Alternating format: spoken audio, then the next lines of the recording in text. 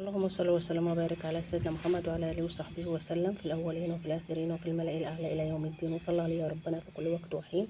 ازيكم يا احلى متابعين في منوعات محمد الرفاعي، وجزاكم الله عنا كل خير. اللهم اشف مرضانا ومرضى المسلمين وارحم موتانا وموتى المسلمين اجمعين في مشارق الارض ومغاربها يا رب العالمين. صلوا على الحبيب. اللهم صل على سيدنا محمد. النهارده الفيديو ده هو انا عاملاه علشان اللي يعرف النبته دي ايه يقول لي جزاكم الله كل خير، هل لها فايده ولا لا؟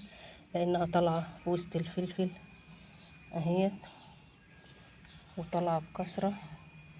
ادي الفلفل وادي الفلفل اللي انا وريتهولكوا، العود اللي نصه ناشف ونصه اخضر. سبحان الله، شفتوا عامل ازاي؟ ما شاء الله الفلفل ابتدى يطلع وبيطلع. شوفوا النبته طالعه في كل مكان ازاي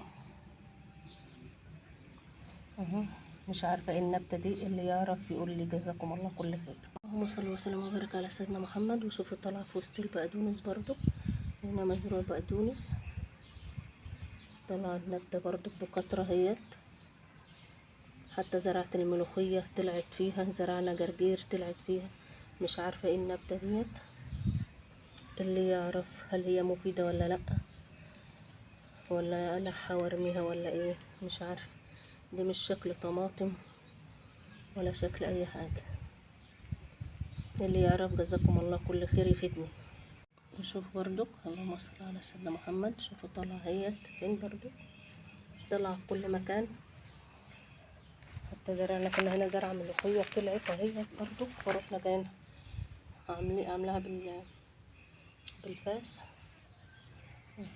مش عارفه ايه دي برضو، طلع في وسط الجرجير ازاي طلع في وسط الجرجير عامله ازاي يا رب تكون واضحه كده وباينه قوي، لان انا مش شايفه اصلا في التصوير. اللهم صل وسلم وبارك على سيدنا محمد وعلى اله وصحبه وسلم.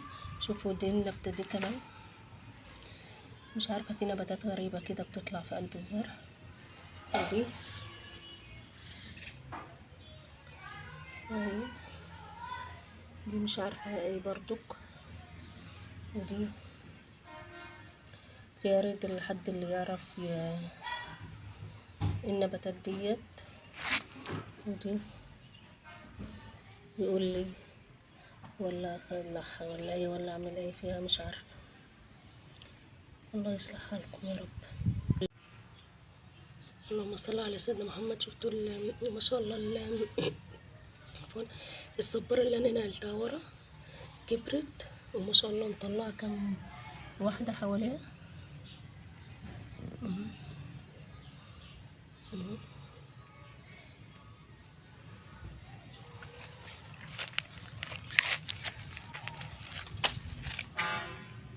ادي واحده صغننه خالص مطلعاها جنبها.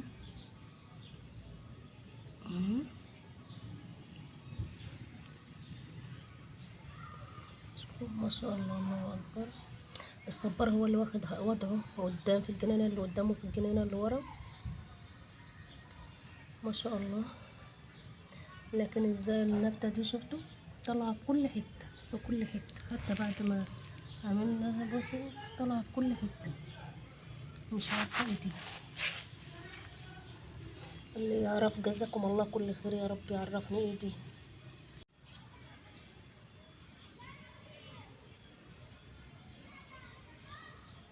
الزرعه دي برضه طالعه في وسط البقدونس برضه. شوفوا عامله ازاي.